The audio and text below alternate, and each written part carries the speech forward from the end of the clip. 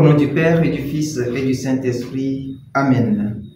Ô Seigneur, envoie ton esprit et tout sera créé, et tu renouvelleras la face de la terre.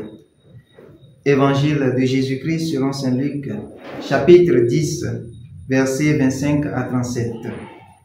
En ce temps-là, voici qu'un docteur de la loi se leva et mit Jésus à l'épreuve en disant: « Maître, que dois-je faire pour avoir en héritage la vie éternelle ?»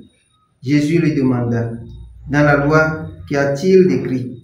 Et comment lis-tu » L'autre répondit: « Tu aimeras le Seigneur ton Dieu de tout ton cœur, de toute ton âme, de toute ta force et de toute ton intelligence, et ton prochain comme toi-même. » Jésus lui dit: « Tu as répondu correctement. Fais ainsi et tu vivras. » Mais lui, voulant se justifier, dit à Jésus: « Et qui est mon prochain ?» Jésus reprit la parole. Un homme descendait de Jérusalem à Jéricho, et il tomba sur des bandits.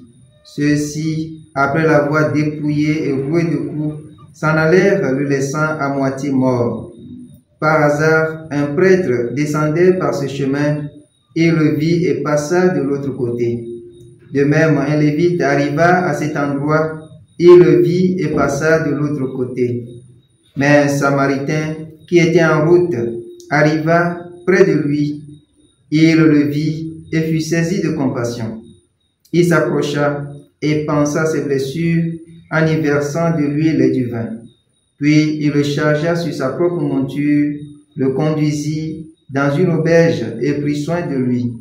Le lendemain, il sortit 2 pièces d'argent et les donna à l'aubergiste en lui disant: « Prends soin de lui. Tout ce que tu auras dépensé en plus, je te le rendrai quand je repasserai. » Lequel des trois, à ton avis, a été le prochain de l'homme tombé aux mains des bandits? Le docteur de la loi répondit: « Celui qui a fait preuve de pitié envers lui. » Jésus lui dit: « Va, et toi aussi, fais de même. » Acclamons la parole de Dieu. Louange à toi, Seigneur Jésus. Bien-aimés dans le Seigneur, aujourd'hui 7 octobre, lundi de la 26e semaine du temps ordinaire, l'Église nous donne de faire mémoire de la bienheureuse Vierge Marie, Notre-Dame du Rosaire. Cette fête nous rappelle que Marie est l'arche de la nouvelle alliance. C'est donc un mémoire que rien ne peut effacer dans notre vie dévotionnelle. Car, comme le dit le psalmiste du jour, le Seigneur garde toujours mémoire de son alliance. Vers elle, vers Marie, nous nous tournons. Nous tournons nos regards et nous implorons son secours, son intercession. En ce jour, l'évangile qui nous est proposé met devant nous une scène qui fait appel à notre conscience de croyants. Mais la question du docteur de la loi nous renvoie au contexte où la majorité des rabbins enseignaient que tous les juifs étaient des prochains.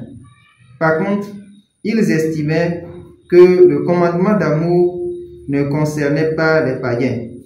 Ceci renvoie à la question fondamentale de la foi chrétienne, à savoir: qui est mon prochain? Est-ce celui qui partage la même foi que moi, ou celui qui épouse les mêmes idées que moi, ou encore celui qui m'aime, ou qui voit dans la même direction que moi? Bien-aimés dans le Seigneur, la Vierge Marie dont nous faisons mémoire aujourd'hui n'intercède pas seulement pour les chrétiens, mais comme son Fils, elle est secours pour tout le genre humain.